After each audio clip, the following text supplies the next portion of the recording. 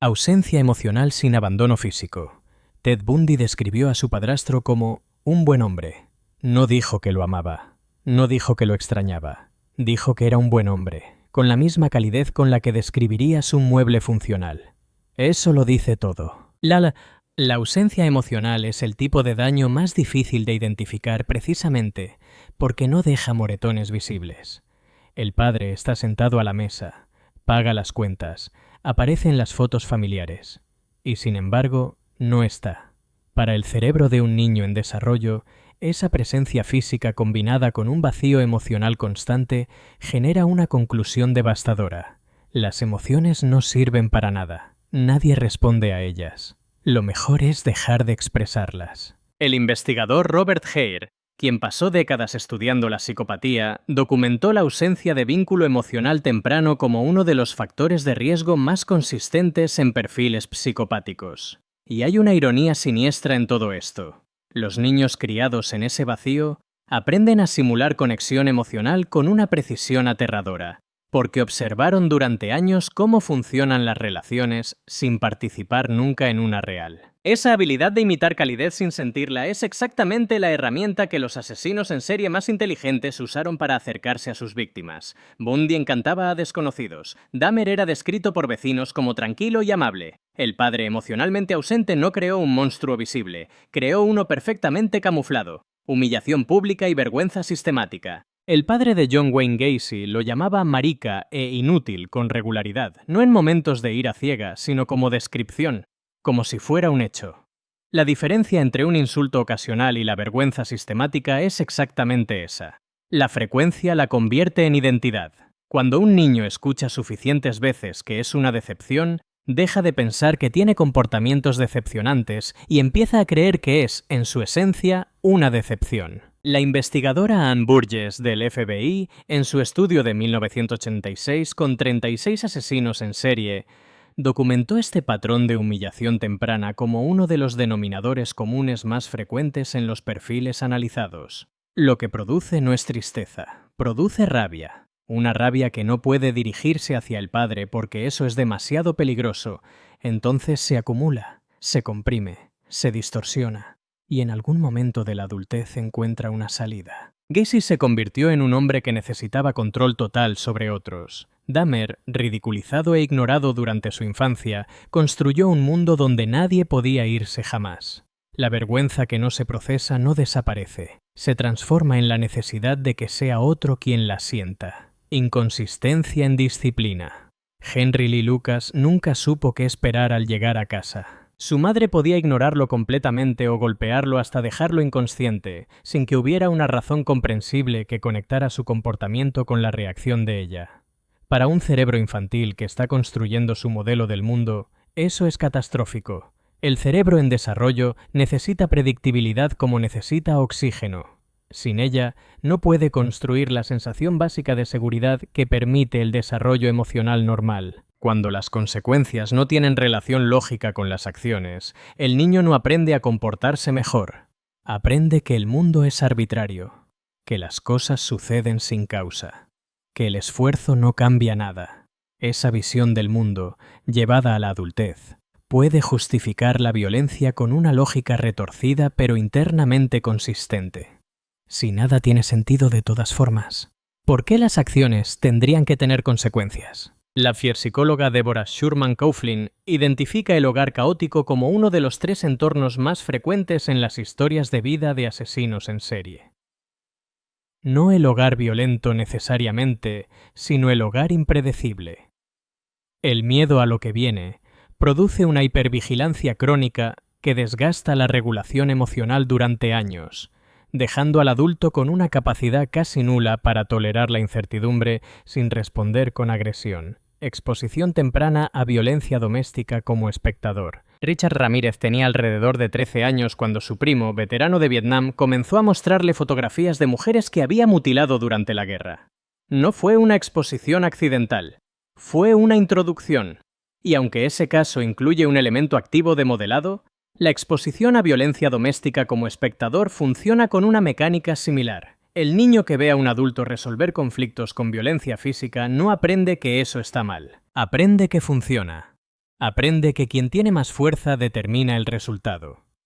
El mecanismo psicológico detrás de esto se llama disociación aprendida. Para sobrevivir emocionalmente al horror de ver violencia entre las personas que deberían protegerlo, el niño aprende a desconectarse de lo que siente mientras observa.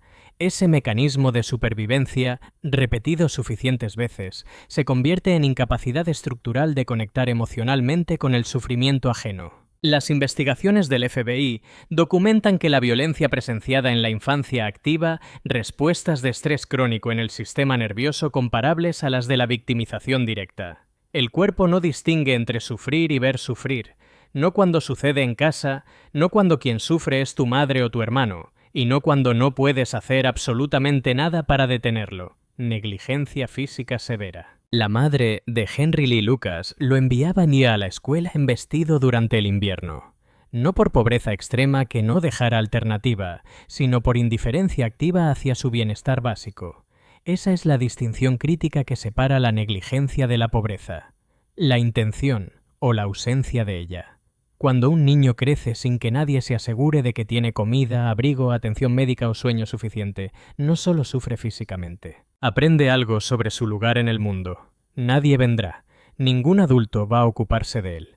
Está solo en un sentido tan fundamental que redefine su relación con todo lo demás. Aileen Wuornos fue abandonada por sus padres antes de cumplir los 5 años y criada por abuelos alcohólicos que tampoco cubrían sus necesidades de forma consistente. El FBI, en sus estudios sobre perfiles de asesinos en serie, identificó la negligencia física severa combinada con negligencia emocional como uno de los predictores más fuertes de violencia futura, con la aclaración importante de que la gran mayoría de personas que sufren negligencia nunca comete actos violentos. El daño específico es la construcción de un mundo interno donde nadie importa porque nadie nunca actuó como si él importara. Sobreprotección asfixiante y control total. Augusta Gain, la madre de Ed Gain, le enseñó desde pequeño que las mujeres fuera del hogar eran instrumentos del demonio.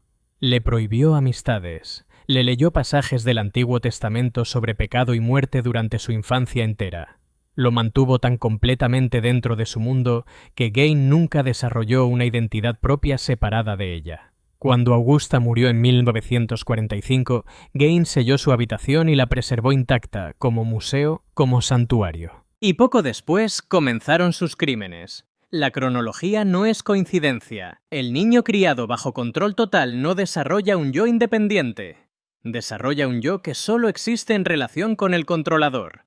Cuando ese controlador desaparece, el vacío es tan absoluto que resulta insoportable. Lo que produce la sobreprotección extrema no es un adulto protegido, sino un adulto que nunca aprendió a relacionarse con otros como iguales, porque toda su experiencia de relación fue vertical, alguien con poder total sobre él. En la adultez, esa es la única dinámica que conoce. Solo puede existir controlando o siendo controlado. Y cuando el que controlaba desaparece, queda únicamente la primera opción, modelado directo de crueldad. Jeffrey Dahmer comenzó coleccionando animales muertos que encontraba cerca de su casa. Los diseccionaba, los estudiaba. Su padre, al descubrirlo, no reconoció la señal de alarma por lo que era. La tríada de McDonald, formulada en 1963, identificó la crueldad hacia animales como uno de los marcadores de riesgo en perfiles violentos, aunque investigaciones más recientes han cuestionado su valor predictivo aislado, señalando que funciona como señal de alerta solo dentro de un contexto más amplio de trauma. Lo que sí está documentado con mayor solidez es el efecto del modelado directo.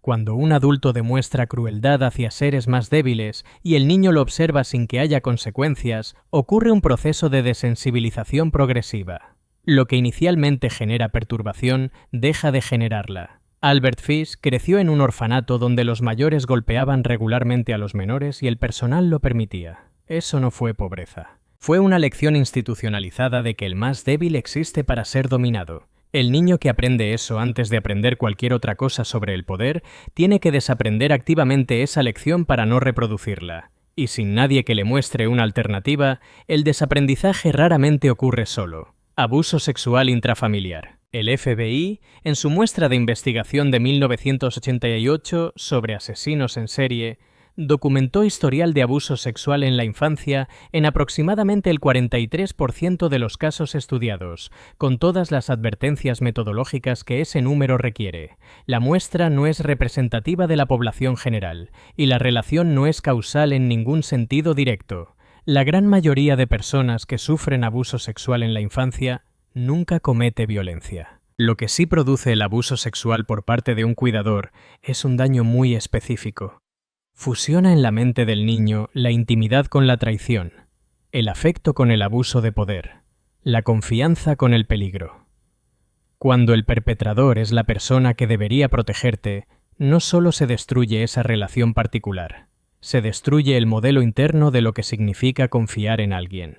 Jerry Brudos, cuyos crímenes tenían componentes de fetiche obsesivo documentados por investigadores, reportó abuso en su historia temprana. Lo que el abuso sexual intrafamiliar instala no es necesariamente violencia, sino un modelo de relación construido sobre dominación, secreto y vergüenza, tres ingredientes que en combinación con otros factores crean condiciones para que la violencia encuentre una forma de expresarse décadas después. Rechazo de identidad. Dennis Rader era presidente de su congregación religiosa, funcionario municipal, padre de familia y durante décadas también fue BTK. El asesino que firmaba sus cartas a la policía con las iniciales de Bind, Torture, Kill. Sus vecinos, sus compañeros de iglesia, su familia no encontraban señal alguna. La doble vida no es solo una táctica de ocultamiento. Para muchos asesinos en serie es la única forma de existir que conocieron desde niños. El padre de Gacy rechazó su orientación sexual de forma activa y constante, empujando a Gacy a construir una versión pública de sí mismo que fuera aceptable y enterrar todo lo demás. Ese mecanismo, aprendido en la infancia como estrategia de supervivencia, se convierte en estructura permanente. El psicólogo Donald Winnicott llamó a esto el falso self. Una presentación construida para obtener aprobación que con el tiempo toma el control completo de la vida social de la persona, mientras el self-real se vuelve cada vez más oscuro, más aislado y más incontrolable. El rechazo de identidad no produce personas que aceptan ser rechazadas. Produce personas que aprenden a esconderse con una eficiencia que puede durar décadas. Institucionalización temprana repetida. Carl Panzram ingresó al reformatorio de Minnesota a los 11 años. Lo que encontró ahí no fue corrección. Fue violación sistemática y tortura normalizada por parte de guardias y reclusos mayores, en un entorno donde ningún adulto intervino para protegerlo. Panzram sobrevivió escribiendo, eventualmente, una autobiografía titulada Panzram, A Journal of Murder, en la que declaró: «En mis 38 años de vida he roto todas las leyes de Dios y del hombre». No lo dijo con arrepentimiento, lo dijo como inventario. La institucionalización temprana interrumpe el vínculo de apego en momentos críticos del desarrollo, pero cuando esa institución además reproduce el abuso de forma sistemática, añade una capa de daño específica. Le enseña al niño que las estructuras sociales, las reglas, las autoridades existen para explotarlo, no para protegerlo. Esa conclusión, aprendida a los 11 años en un reformatorio, es casi imposible de revertir sin intervención activa posterior. Panzram no encontró esa intervención.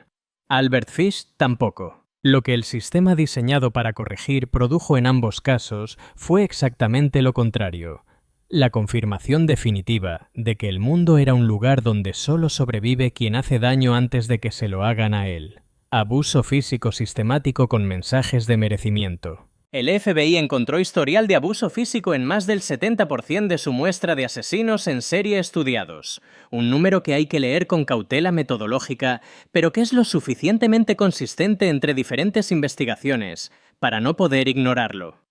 La madre de Henry Lee Lucas lo golpeó en una ocasión con tanta violencia que quedó inconsciente durante días. Los informes sugieren que sufrió daño cerebral como consecuencia. Pero el golpe, por sí solo, no es el mecanismo de daño más profundo, es lo que lo acompañó. Eres inútil, eres malo, esto te lo mereces, esto te hace mejor. Cuando la violencia viene empaquetada en narrativa de merecimiento, el niño no aprende que el adulto está actuando de forma inaceptable. Aprende que la violencia es una respuesta lógica y justa ante quien es malo. En la adultez, esa lógica se aplica hacia afuera. La víctima merece lo que recibe. Hay algo en ella que lo justifica. El abuso físico solo produce rabia. El abuso físico con mensaje de merecimiento produce una filosofía completa sobre quién tiene derecho a infligir daño y por qué. Una filosofía construida en el cuerpo de un niño antes de que tuviera palabras para cuestionarla. Abandono total sin explicación. El padre biológico de Ted Bundy nunca fue identificado con certeza. Bundy creció creyendo que su abuelo era su padre y que su madre era su hermana mayor, hasta que descubrió la verdad, aunque la cronología exacta de ese descubrimiento varía según las fuentes. El padre de Aileen Wuornos, Leo Dale Pittman, estaba en prisión por crímenes sexuales contra menores cuando ella nació. Se ahorcó en 1969 sin haber tenido ningún contacto con ella. El abandono sin explicación es el tipo de herida más difícil de procesar porque obliga al niño a construir su propia narrativa de por qué sucedió. Y esa narrativa casi invariablemente lo sitúa a él como causa. No, mi padre no pudo quedarse, sino algo en mí hizo que mi padre no quisiera quedarse. Esa creencia núcleo, instalada antes de los 5 años, contamina cada relación posterior. Produce adultos que anticipan el abandono, que lo provocan antes de que llegue solo, o que se aseguran de que nadie tenga nunca la oportunidad de irse. El abandono no enseña que esa persona específica falló, enseña que el niño no era suficiente razón para quedarse. Y eso, a diferencia de un golpe o un insulto, no tiene bordes, no tiene límite. Es una conclusión sobre el valor propio que lo impregna todo. Si quieres ver más, haz clic en el video en pantalla ahora.